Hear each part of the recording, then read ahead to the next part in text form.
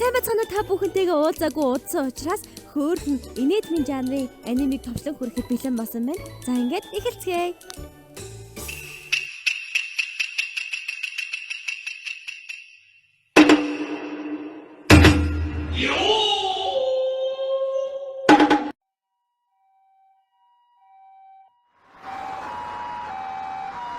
Эмнэлгийн машины дуу зүрхнийхээ малтагдах чимээ.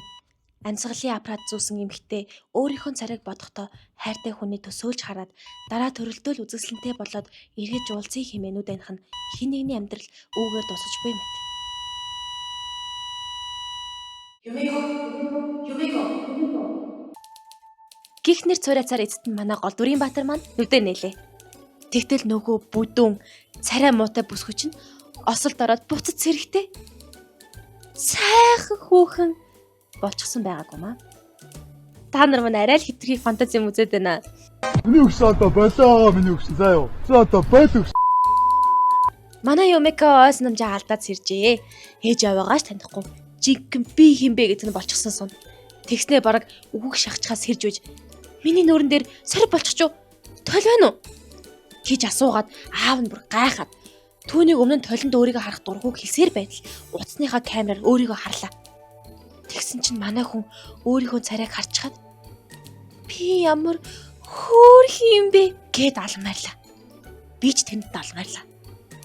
Эмч түүнийг онцгой байдлын ойс намжаа алдалт гэж хэлэхээс гадна зан араншин ч өөрчлөсөн байж болно гэж хэлв.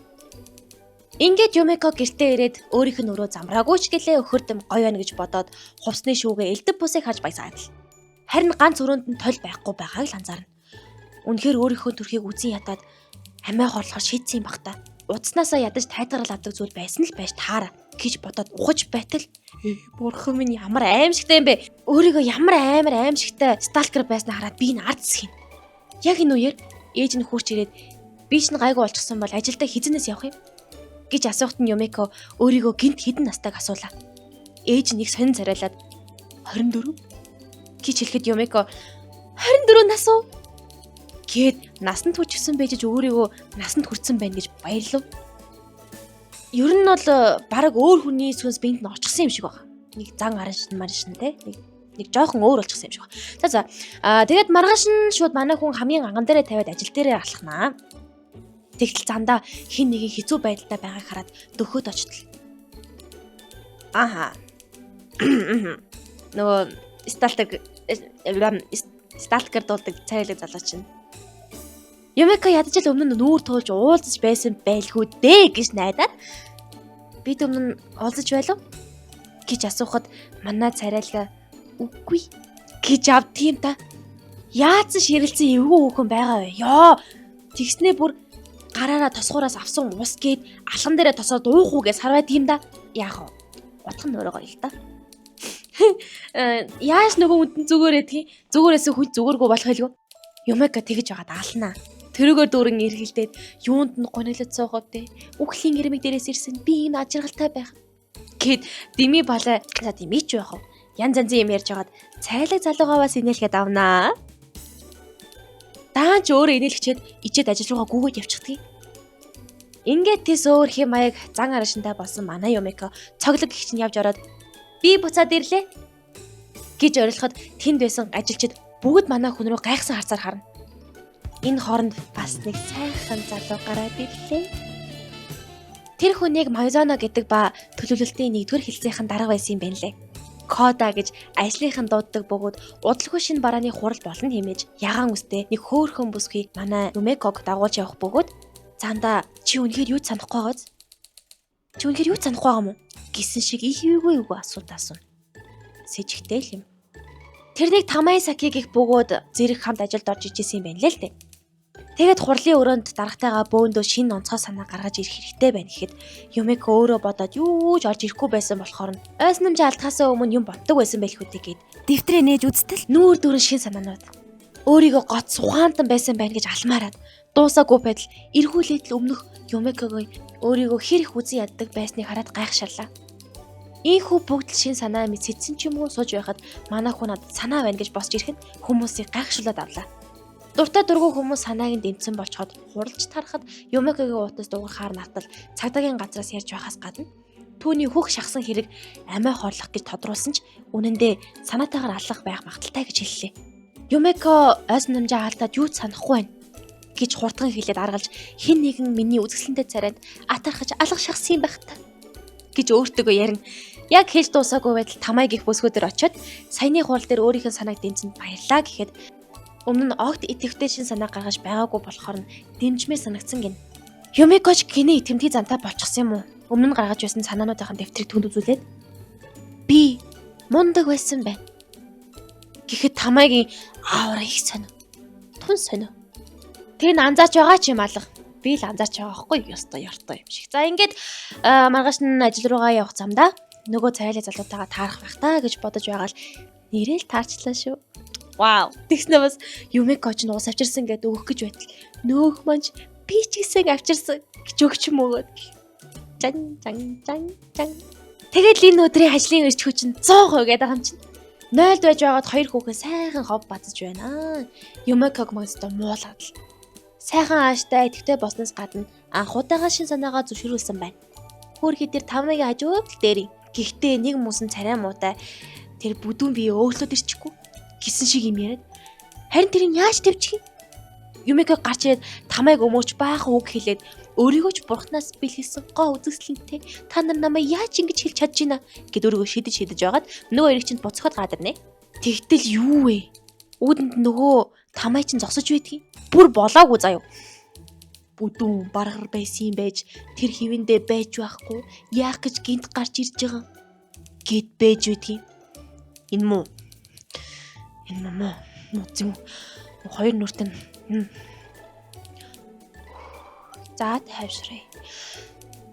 За Юмеко маань ажиллаа хийгээд сууж байна. Ийм хөөрхөн. Тэгээ нөгөө шургууланд байсан олон гой санаануудаа дэвтэр гаргаж ирээд л. Тэгээ яг санах гээд харж байтал энэ хүүхдэд дэвтэр хайчваа. Тамай авцсан. Хөрхэн байдгийг хулгаж харахгүй л. Яг ингээд дэвтэрнүүдээ хайгаа зосож байхад нь манай цайлаг дарга 16 цагт ихтгэл хийн шүү гэж хэллээ. Харин Тамай тэр цаана нэрэл манай хүний хамаг юмыг нуугаа зосож байхыг харна. Уг нь Юмеко дэвтрээ харж байгаад ярих гэж байсан юм бэ лээ л дээ. Хамт олон хүртэл хин нэгэн хулгайлжээ гэж ярихаас гадна хамт олон дунд ийм хүн байгааг мэдээд эртхэн олвол гаргая гэж ярихыг Тамай гаднаас нь сонсож тараад цаас зүгтаагаад гүйчихлээ. Чаавас та. Тамайч байхгүй хамаг юм овоороод л бүр паникнд орсон хүн чинь бүх юмыг ганцаараа хийгээд хүмүүс ч сүүлдээ нэрэл яагаад Тамай байхгүй байгааг хэлнэ. Эцэст нь Юмеко л юу болоод байгааг анзаарч гарчгүйгээд нэг юм таг алга болсон хүнийг оллоо. Тэгээд яагаад энд ингэж л байж байгааг нь асуухад би тэнд байсан байгаагүй хэнд ч асуудал байхгүй. Чи надад дуурлах гэж ирсэн тийм үү? Гэхэд Юмеко зүгээр түүнийг хараад чи тэнд хамгийн хэрэгтэй хүн болохыг хэлж харин Тамай түүний шин санаануудын дэвтрийг хулгаасан талаар хэлээд нулимсэн цэлгэнэхэд Юмеко түүнийг ажил дээрээ ямар их хэрэгтэй хүн болгон түүнийг асууж байгааг хэлээд инээмсэглэн дагуулад явлаа. Хөөрхий минь ууг нь ботсон шиг цаашаа хор хутгаал завраад явах дүүрэн болов гэсэн чинь ер нь хайлт хэрэгдэж л үдсэн юм шиг байна л да. Тэгснээ буцаж ороод хамаг зүйлээ хамтдаа хийгээд гар нийлэн ажиллаж байгааг нь харсан хөөрхөн л. Ийхүү холын цагч болж гаднаас албаныхан гарч ирэх бөгөөд тэр донд манай гүйцэтгэх захиралгээд царайлгаа ороод ирэх тэр Юмеко гараад аллаад мэдлэхэд нөөхөн тоолгүй зүрхэн зүсэж юу яач. Хуралж эхэлж урд нь манай хоёр өөртөө орс найрлага бүх хэмээн хийсэн бүтээгдэхүүний дээжээ ямсуулж харин царайлаг захирал маань илүү их зүйл хэрэгтэй байна гэхэд Юмеко ч амны фигурээрээ царайлаг залуугийнхаа суцыг атгад авчиж байгаа юм л да. 2 хоногийн дараа ихэ шалгая. Санаагаа улам bijуулах талаар хэлж ажил нь бүтээтгэлээ. Манай хоёрч хүнд өдрийн дараа ганц шар яриг унаа. Тэгээд яриан дундуураа гүйцэтгэх захирлаач ярьж амжлаа. Одоо байгаа хэлцийн дарга нь манай царайлаг залуутай их дотн сайн найзууд байсан бололтой. Яагаад юунаас болж хоорондоо ийм хүндий болсон хинч мэдтгүй гэлээ. Яг уу цуу яриа байхын үед байдаг. Даргын охинтой хэлцийн дарга маань суусан чинь царайлаг маань даргын охинтой нууц амргийн харилцаатай байсан байж магадгүй. Тэгэд бүр хэлцийн дарга нь эхнэрээсээ тустай амьдэрдэг гих шиг нэг сонин охтын хоо болол өндөрлөө. Яг уу Юмекод маань л энэ бүхийг хамаатай л да. Бусдаар бол энэ завхарсан юм хин ч хамаатай юм лээ. За ингээ үргэлжлүүлээ. За ингээд маргааш нь Юмеко гүйцэтгэх захирлын талаар муу мэдээ сонсчихсон хүн чинь хачин бодсон шиг явж байтал ажлын өрөөнөөс нь нөгөө захиралч нь гараад явчихлаа. гайхаад яваад ортол бүгд гайхширсан байдалтай Юмекогийн ширээн дээр хайрцагтай зүйл үлдээгээд бэлэг шиг үлдээч гэж л дээ. Юмеко баярсаар онгоолгоод үзтэл баах гаацтай ундаа. Тэгсэн тэр ундааг хараад манай хүнд гинт шин санаа төрж байгаа юм чинь. Шууд л тамайг дагуулаад туршилтын өрөөнд туршилт хийж эхэллээ.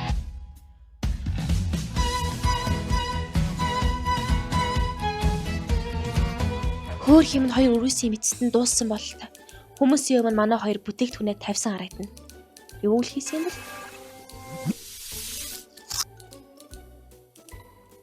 Яг ийм сайхан өдөр нэг хүн хурч ирээд чамайг хэлцээр дуудсан ч ирэхгүй болохоор чинь хүрээд ирлээ. Гисээр цагдаа хүрээд ирлээ. Гаднаас нэг шар үстэй залуу гүйж ирээд тэрүүгээр дөрөв цагдаагийн хэлцээс ирлээ. Гээд үнэнлэхээ үзүүлэхэд хүмүүс гайхаж харна. Азар цагдаа нанзаач тэд өөр газар очиж тухтай уулзалтахар болов. Яалтчгүй түүний амиа хорлох гэсэн биш хүн амны хэрэг үлдэх гэж оролцсон байх магадaltaй болоод явчихлаа. Бүр ус хонзон агуулсан ч байж болчихгүй гэж байна. Тэгээд болоогүй эргэн тойрны хүмүүсээс байсан байх боломжтой гэв. Одоо харин яагаад их болсон бэ л гэдгийг мэдэх гээд Юмеко дуулж байгаа юм байлээ л дээ. Тэгтэл манай хүн тэр үйл явдлыг болохоос өмнө ямар нэгэн тэмдэглэл хөдөлсөн үү гэсэн чинь нөгөө дэвтрээ үзүүлснээ өөрийгөө ийм авьяастай бас үзэсгэлэнтэй байж яагаад өөрийгөө үзэн яддаг байсныг ойлгодоггүй гэд маяглаж өгнө. Цагдаа нар харин цаг алахыг хүсэлгүй шууд эргэн тойрны хүмүүсийг нэг нэгээр асууж эхэллээ. Манай хүн бүгдийг нь маш сайн хүмүүс л гэж хэлнэ. Тэр цагдаач аль болох ухаж илүү их зүйлийг мэдэх гээд хүн бүр түүний эсрэг юм шиг ярихад манай Юмеко эцсээ хүртэл бүгдээрээ сайн хүмүүс гэсээр уурлаад гараад явчихв.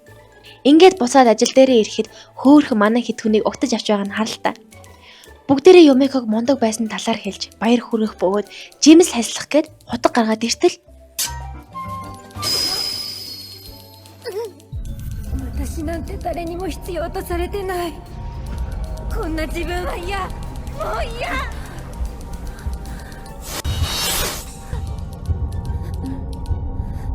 どうした？顔色悪いよ。 Оо харин нөгөө талд манай хоёр цагдаач нь манай хүний утсыг хулгайлчихсан. Дотор нь юу аяг шалгалж байгаа бөгөөд мөн гүйцэтгэх захирлын баахан нууцаар дарсан зургийг хараад Юмеког худлаа хойс намжаа алдсан мэддүр үсгэж байна гэж бодоод түүнийг мөрдөхөр боллоо.